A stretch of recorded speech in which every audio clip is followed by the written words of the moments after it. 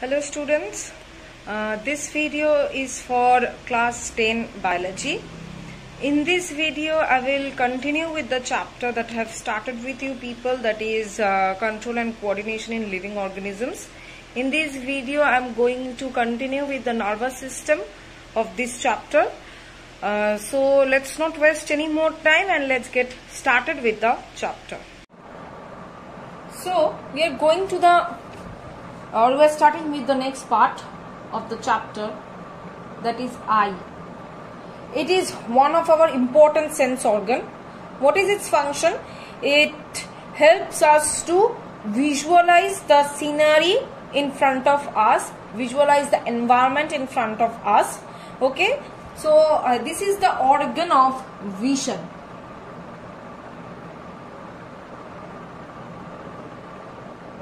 Okay, so the special sense organ consisting of photosensitive receptors, the rod cells and cone cells, which help us to see the object, is called eye. Okay, these rod cells and cone cells are the receptors, photosensitive receptors. Now these eyes are located in the deep cavities of the skull. What is that deep cavity termed as orbit? Okay, these eyes are located within this orbit, which is situated at the frontal part or frontal side of the cranium, and these eyeballs are resting on the pad of fat. Okay, so that no harm can be done to the eyeball. Now this eyeball is nearly spherical, fluid filled ball and is approximately 2.5 centimeter in diameter.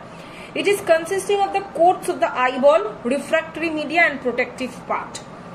Now functions of the eye, it is given over here. It helps us to see the shape and size of the object. It helps us to perceive the color. Next is that it estimates an approximate distance of the object, depth perception, provides three-dimensional image. Beam light vision is controlled by rod cells, whereas bright light vision, color differentiation, accuracy is done by cone cells. It takes part in visual reflex. So these are the general functions. Now if I will consider the parts of the eye, then what will I see? It is made up of three parts.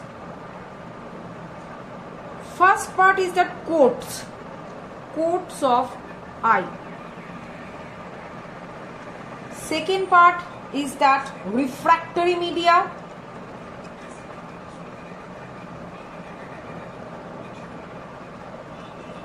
Third part is the protective part. So these are the three parts of the eyes. Now these three parts is again having different parts. Like first, coats of the eye. First coat is the fibrous coat. Now this fibrous coat is again having two parts. What are the two parts? Sclera and cornea. This is the sclera and cornea. These are the part of the fibrous coat. Now the second coat is that vascular coat. Now this vascular coat consisting or containing which part? Choroid. Okay. Now the third part is the nervous coat. It is containing the nervous coat is composed of retina. Okay, now coming to the refractory media, it is having four parts. First one is cornea, second one is aqueous humor, third part is vitreous humor. You can see it in your book, it is already written over there. And the fourth one is the lens. So these four are the refractory media of the eye. Now coming to the protective part. Protective part is composed of two parts.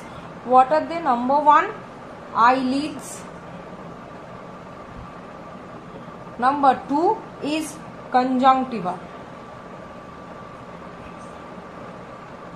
Understood?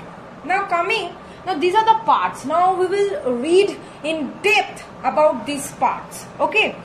So the first coat is the fibrous coat, or which is the outermost layer, white tough layer of the eyeball. It is called fibrous coat. It is composed of cornea and sclera. Cornea is the anterior part. Okay, it is the anterior 1/6 part. It forms a bulging portion of the eye, and this cornea is called window of the eye. Why? Because it is allowing the amount of light that can enter into the eye to form the image. Now coming to the next part, that is the sclera. This is the posterior 5/6 opaque portion of the fibrous coat. This is hard, tough. Okay, it gives proper shape to the eyeball, as well as it prevents the light rays to pass out. As it is opaque, so it prevents the light rays to pass out so that the image can be formed within the eyeball. Next is that vascular coat, that is our choroid. Okay, it is generally divided into two parts. Vascular black layer of the eye, which forms the inner lining of the opaque portion of the sclera, that is called the choroid. It is containing huge amount of melanin pigment, and that is why this layer looks black, and this also protect the reflection of the light so that the image can be formed. Another part of the vascular coat is that ciliary body. Ciliary body is present at the anterior end. The choroid forms a circular zone which is called ciliary body. What is its function? It contains two types of muscles that contract and relax, and due to this contraction and relaxation of the ciliary muscles, the diameter of the pupil or diameter of the iris is being adjusted. Now the next part or the next component is the iris. Okay, this is the circular black colored disc situated between cornea and lens, that is called the iris. Now at the periphery, it is continuous with the ciliary body. That means this iris is joined with the ciliary body, and at the center of the iris there is a circular aperture. That circular aperture is called pupil. Now what is the function of this iris and pupil? They regulate the amount of light that can enter into the eye to form the image. Now I have not discussed the function of the choroid. What is the function of the choroid? First of all, it provides nutrition to the eyeball. It have the melanin pigment which prevents the reflection of the light within the eyeball so that the image can be formed. Okay, now coming to the nervous coat or the retina part. This innermost light sensitive nervous layer present at the posterior side of the eyeball between the choroid and the vitreous humor. Now this retina is composed of 10 layers. Okay, 1 pigment layer, 7 nervous layer, and 2 limiting layers. Now this layer contains many neurons and the photosensitive cells, which are termed as the photoreceptors. Now how many types of photoreceptors are there? Rod cells and cone cells. Very important. Rod cells and cone cells. Very important. Now why is it being given this name? Due to their shape or due to their structure. That's why it is being given this name. Now these rod cells contain the pigment called rhodopsin. Okay, and this rhodopsin and iodopsin. This rod and cone cells. Rod cells is containing rhodopsin. Cone cells is containing iodopsin. Okay, these pigments are bleached and the light energy is converted into nerve impulse. That means these are actually helping to visualize anything. Now rod cells are responsible for dim light vision and cone cells are responsible for bright light vision, color vision, detail perception, all these things. Now the next part is that this adjustment to bright light and dim light is known as the light adaptation. Suddenly from bright light, if you come to the dim light, you will face some problems. So this adjustment in bright light and dim light, how our eyes doing it, is termed as light adaptation. Okay, now there are certain parts that are not discussed over here, that is which is situated within that retina portion or within the nervous coat actually. First one is that yellow spot. This yellow spot is the best area for the vision. Okay, here the optic nerves are present and this is the best area for the vision. It is, the other name of yellow spot is macula lutea. Now the center of the yellow spot contains a depression which is called fovea centralis. Now this is responsible for bright light vision, accurate vision, color vision. So this is the best spot. This yellow spot is the best spot for vision. Now just below the yellow spot there is another spot termed as the blind spot. Okay, this is a particular area just present below the yellow spot which is containing no photoreceptor cells. Okay, and here the optic nerve leaves the eyeball. Okay, that's why it is not forming any kind of image or not helping in the formation of any kind of image, and thus it is termed as the blind spot. Clear, everyone? Next, this is the refractory media. Refractory media is having cornea, aqueous humor, vitreous humor and lens. So coming to the cornea, I have already discussed with you that is it is the anterior 1/6 part and it is called the window of the eye, as it is allowing the amount of light to enter. Next is that lens. It is transparent, elastic, biconvex in structure. It is enclosed in a capsule and suspended through suspensory ligaments and located behind the cornea.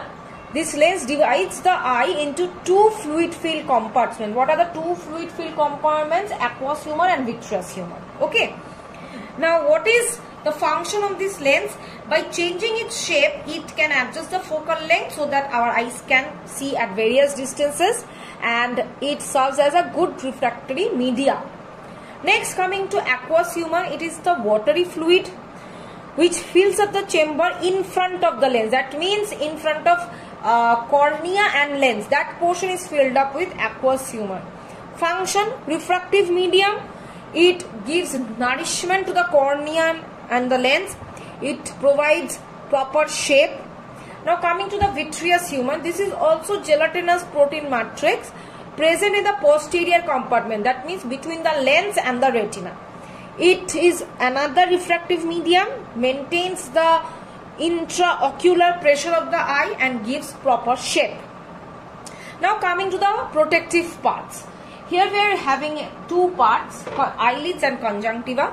Conjunctiva is a thin layer present on the surface of the cornea. Its main function is to protect the sclera. And eyelids, we know we have two eyelids, upper and lower eyelids. These are the folds of the skin. And these eyelids are provided with eyelashes. Now what is its function? It protects the eyes from dust, dirt. There are tear glands also present which helps to clear out the dust and dirt particles from the eyes. Next is the tear gland. Just now I've mentioned that it is located in the upper part of the orbit and it secretes the watery fluid called tears. Now this tear comes out through the lacrimal gland, and this helps to keep the eyes moist. It helps, it is kind of antibacterial in nature. The lysozyme it contains, which is antibacterial in nature. Apart from this, it is containing NaCl and some protein. So the differences are given between retina, cornea, rod cells, cone cells, blind spot, yellow spot, that you will read. Now I am keeping this video till this much only. In the next video I will continue with the chapter. Thank you.